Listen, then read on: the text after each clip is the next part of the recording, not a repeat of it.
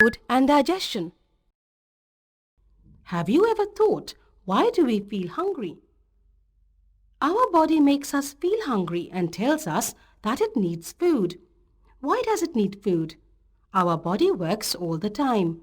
It works when we play, eat, walk, breathe, or run. Some parts of our body keep working even when we are asleep, like our heart. The heart beats all the time to pump blood. For doing all the work, our body needs a lot of energy. From where do we get this energy? We get this energy from the food we eat. Why we eat food? We eat food to get energy, to study, play and work, grow, and keep ourselves fit and healthy. Nutrients. Food contains a variety of nutrients, the substances that are needed by our body for good health and growth are called nutrients. Nutrients present in our food are carbohydrates, proteins, fats, vitamins, and minerals. Carbohydrates. We get energy from carbohydrates. Sugar and starch are two types of carbohydrates. People doing heavy physical work like laborers, farmers, rickshaw pullers, and sportspersons need a carbohydrate-rich diet. Foods rich in carbohydrates are called energy-giving foods. Rice, wheat, potatoes, maize, banana, and honey are rich in carbohydrates. Proteins. Proteins help us grow. Growing children need a lot of proteins. Proteins also help to build muscles and repair the damaged tissues of the body. Foods rich in proteins are called bodybuilding foods. Eggs, fish, meat and pulses are rich in proteins. Fats. Fats are the richest source of energy in our diet. They keep us warm. They give us more energy than carbohydrates. Foods rich in fats are also called energy-giving foods. Our body needs very little amount of fat. Excess fat is harmful to us because it makes us obese and causes many diseases. Butter, ghee, cooking oils, and nuts are rich in fats. Vitamins. Vitamins help our body fight against diseases and keep us healthy. We need vitamins in small quantities. Foods rich in vitamins are called protective foods. Fruits, vegetables, milk, fish, meat, eggs, and sprouted grams are rich in vitamins. Minerals. Foods rich in minerals are also called protective foods. They keep us healthy and fit. They help our body to form bones, teeth, and blood. Calcium, potassium, sodium, iron, and iodine are some of the important minerals. Calcium makes our teeth and bones strong. Foods like milk, curd, and paneer are rich in calcium. Iron helps in the formation of blood in our body. Green leafy vegetables, apples and carrots are rich in iron.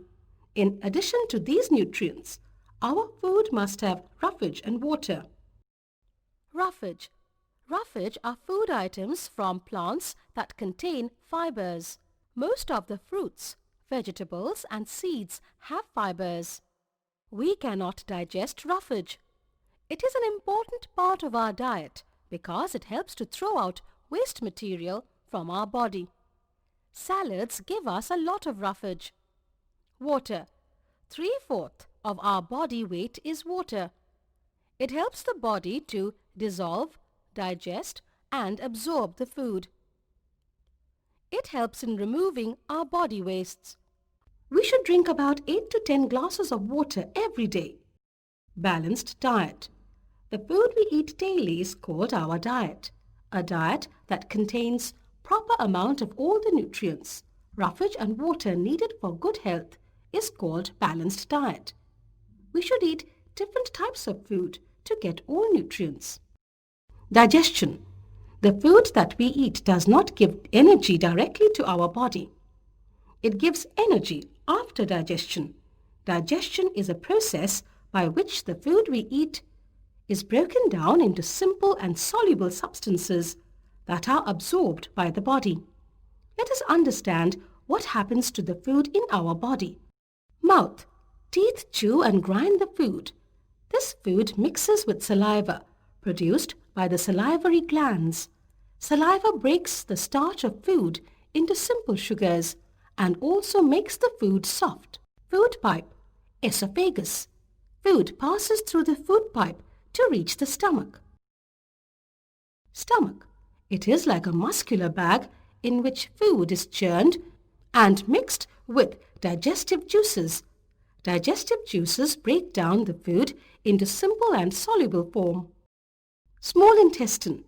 It is like a long coiled tube that produces some digestive juices. The process of digestion completes here.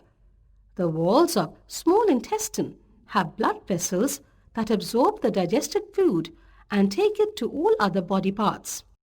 Liver. Liver produces bile that helps to digest fat in small intestine. Pancreas. Pancreas produces juices that help to digest carbohydrates, fats and proteins in small intestine.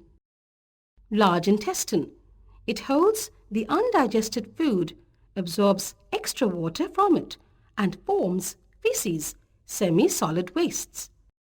Anus. Undigested semi-solid waste is passed out as stool through it. Junk food. Some food items like French fries, chips, cake and pizza are tasty but unhealthy for us. They are called junk foods.